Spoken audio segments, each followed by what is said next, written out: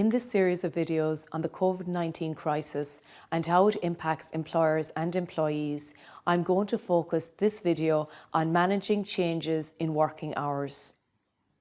Let's discuss each of the options available to employers in these unprecedented and challenging times. First, let's discuss short time. Short time occurs if you don't have full-time work for your staff. You need to reduce their hours to less than half or less than 3 days in terms of payment or hours.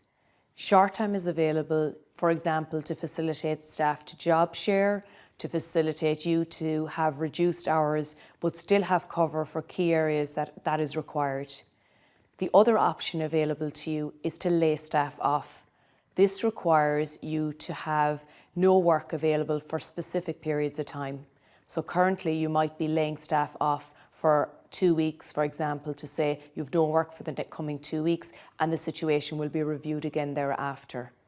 The third option available to you is in relation to redundancy. Redundancy occurs where you have no work available for the employee for the foreseeable future and their position no longer exists. Remember, each of these three options that are available to you require a legal process in terms of how you approach it.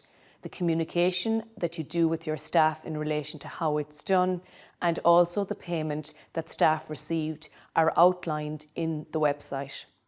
The other option that may be an option for employees is that they would take parental leave during this time, that they stay at home to mind their children.